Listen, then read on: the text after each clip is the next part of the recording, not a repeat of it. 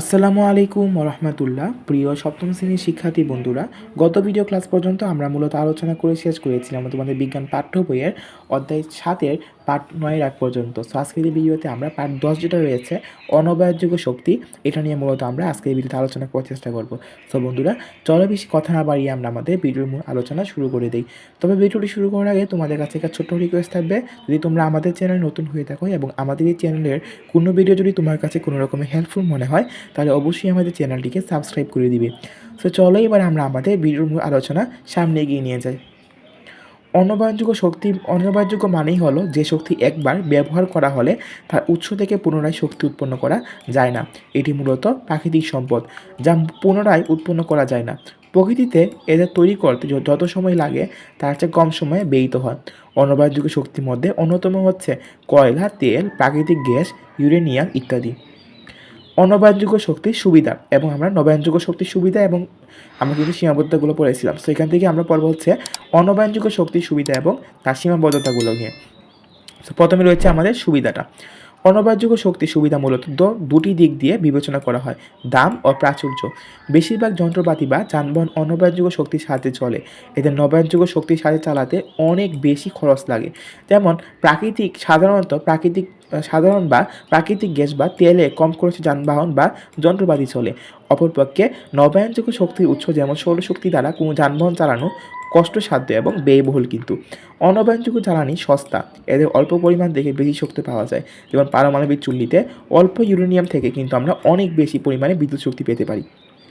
এবার দেখো নবায়নযোগ্য শক্তির সীমাবদ্ধতাগুলো। কী কী সীমাবদ্ধতা?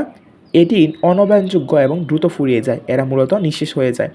আরেকটা হচ্ছে পরিবেশকে বেশ উচ্চমাত্রায় দূষিত করে। আরেকটা হচ্ছে এদের দহনে কার্বন ডাইঅক্সাইড বাতাসে ছড়ায়, ফলে গ্লোবাল ওয়ার্মিং তৈরি করে। ঠিক আছে, এই তিনটা সীমাবদ্ধতাগুলো এবং এখানে যে পাঠটা পড়াম আমরা সুবিধাগুলো, এগুলো তোমরা ঠাটা মুখস্থ রাখবা, একদম ছোটস্থ মুখস্থ, যাতে তোমাদের এখান থেকে কোয়েশ্চেন আসলে তোমরা লিখতে পারো। এবার পার্ট 11 দেখো কী বলা হয়েছে শক্তির ব্যবহার ও সংকট নিয়ে। মানুষ জীবন ধারণে এবং উন্নয়নমূলক কর্মকাণ্ডের জন্য যা কিছু করে তাতেই শক্তির প্রয়োজন হয়। দিন দিন বেড়েই চলেছে শক্তির ব্যবহার, ফলে তৈরি হচ্ছে শক্তির সংকট। নিম্নে কারণগুলোর জন্য শক্তির সংকট ঘটে: ক্রমবর্ধমান জনসংখ্যার চাহিদা মেটানোর জন্য অধিক হারে শক্তির প্রয়োজন হচ্ছে।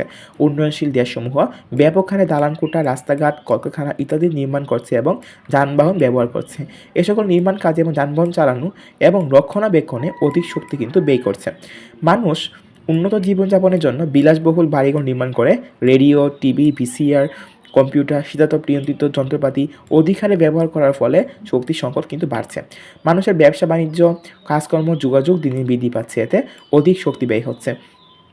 উপরোক্ত কারণসমূহের পিছনে প্রয়োজনীয় শক্তি যোগান দেওয়ার ব্যর্থতা বিদ্যমান, যার কারণে শক্তির সংকট তৈরি হয়। তাই আমাদেরকে বিকল্প শক্তি সন্ধান করতে হচ্ছে।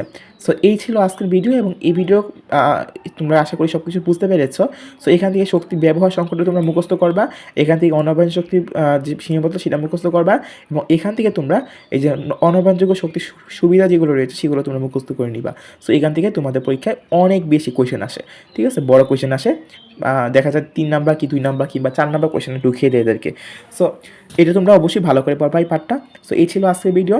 নেক্সট ভিডিওতে আমরা পরবর্তী দুইটা পার্ট রয়েছে আমাদের, পার্ট 12 এবং পার্ট 13। দুইটা পার্ট পরে আমরা এই গল্পটা শেষ করে দিব। এরপর আমরা অনুশীলনী প্রশ্নগুলো সমাধান করব, তারপরে আমরা নেক্সট চ্যাপ্টারে মুভ করব। সো আজকের মতো ভিডিও আমরা এখানে শেষ করছি। দেখা হবে পরবর্তী ভিডিওতে। ততক্ষণ সবাই ভালো থাকবা, সুস্থ থাকবা। আল্লাহ হাফেজ।